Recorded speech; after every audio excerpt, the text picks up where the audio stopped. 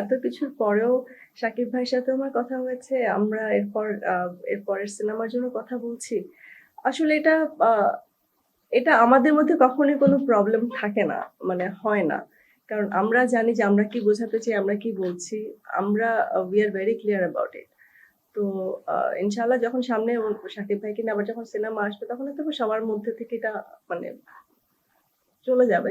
দেখুন প্রথমত আসলে এটা তো এই কথাটা বলার জায়গা না। তারপরেও যদি আমি বলি, আমি সেদিনও যেটা বলেছিলাম, সেদিন বলেছিলাম যে সিনেমা আসলে শুধু একজন মানুষের উপরেই ডিপেন্ড করে না। বাট ডেফিনিটলি আ আমাদের মেগাস্টার যখন কোনো সিনেমাতে থাকেন সেটা আমাদের জন্য অনেক বড় একটা মাইলেজ থাকে। বরবাদেও সেটা হয়েছে। আর সিনেমাটা যদি আমি ভালো গল্পটা যদি ভালো না হয়, মেকিংটা যদি ভালো না হয়, শাকিব ভাইয়ের মাইলেজটা যতই আমরা মানে দেখি না কেন, সবকিছু মিলিয়ে আমার কাছে মনে হয়েছে যে ফাইনালি এটা একটা টিম ওয়ার্ক এর মধ্যে।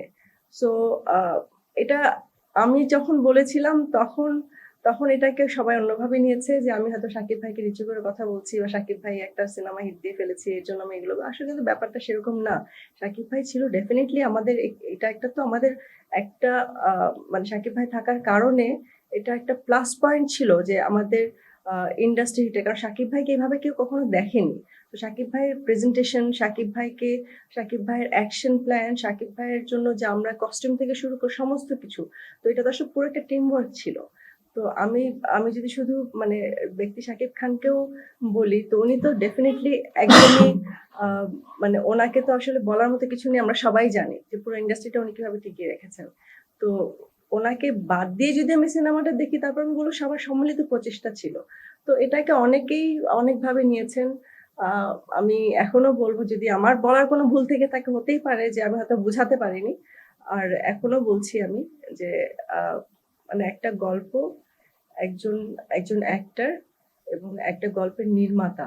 আর এটার পিছনে যারা কাজ করে, ক্যামেরার পিছনে যারা কাজ করে, সবার সম্মিলিত প্রচেষ্টায় একটা সিনেমা হিট হয়। সিনেমা হিট হওয়ার পিছনে যদি আমি শুধু একজনকে দিই, বাকি সবাইকে যদি ক্রেডিটটা আমি না দেই, তাহলে আসলে মানে সবার প্রতি নাইনসাফি হয়। তো সবকিছু মিলিয়ে বরবাদও সবার সম্মিলিত প্রচেষ্টা ছিল। আর রাক্ষস ইনশাআল্লাহ আমাদের সবার সম্মিলিত প্রচেষ্টা আছে। সবাই খুব ভালো কাজ করেছে। আমার পুরো টিম, আমি একটা ভালো টিম পেয়েছি। সবাই খুব মানে নিজের মনে করে ওন করে কাজটা করেছে। সো আ আমি সেটাই মানে বলব এখন যে আপনারা এটা ভুল বুঝবেন না। আমি কাউকে নিচু করার জন্য কিছু বলিনি। আর শাকিব ভাই আগেও মেগাস্টার ছিলেন। আমার কাছে সবার উপরে এখনো ওই জায়গাতেই আছেন। বাট সবশেষে মানে ভুল বোঝাবুঝি জায়গাটা যেন না থাকে। কারণ দিন শেষে আমরা একটা ইন্ডাস্ট্রির জন্য কাজ করি। আমরা ইন্ডাস্ট্রিটাই আমাদের জন্য মেইন। সিনেমাটা আমরা দর্শকের জন্য বানাই।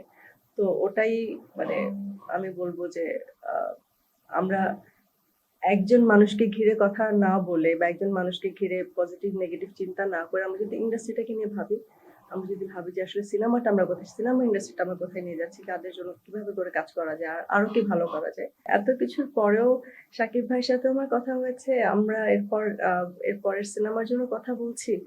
আসলে আ এটা আমাদের মধ্যে কখনোই কোনো প্রবলেম থাকে না। মানে হয় না। কারণ আমরা জানি যে আমরা কি বোঝাতে চাই, আমরা কি বলছি। আমরা we are very clear about it. তো আ ইনশাআল্লাহ যখন সামনে শাকিব ভাইকে নিয়ে আবার যখন সিনেমা আসবে তখন হয়তো সবার মধ্যে থেকে এটা মানে চলে যাবে। বাট হয়ে গেছে যেটা সেটা নিয়ে এখন আমরা আর কথা না বলি। বাট আ একটা মিসআন্ডারস্ট্যান্ডিং ছিল। আমার মনে হয়েছে যে হয়তো আমি যেটা বললাম যে আমি হয়তো বোঝাতে পারিনি সবাইকে বা আমার বলার ধরন হয়তোবা আ সবাইকে অন্যভাবে আ আঘাত করেছে হয়তো মানে কিছু স্পেসিফিক কিছু লোকজনদেরকে। But I never meant to মানে শাকিব ভাইকে ছোট করে আমি কখনোই কিছু বলিনি। আর এটা নিয়ে আসলে আর কিছু বলার নেই।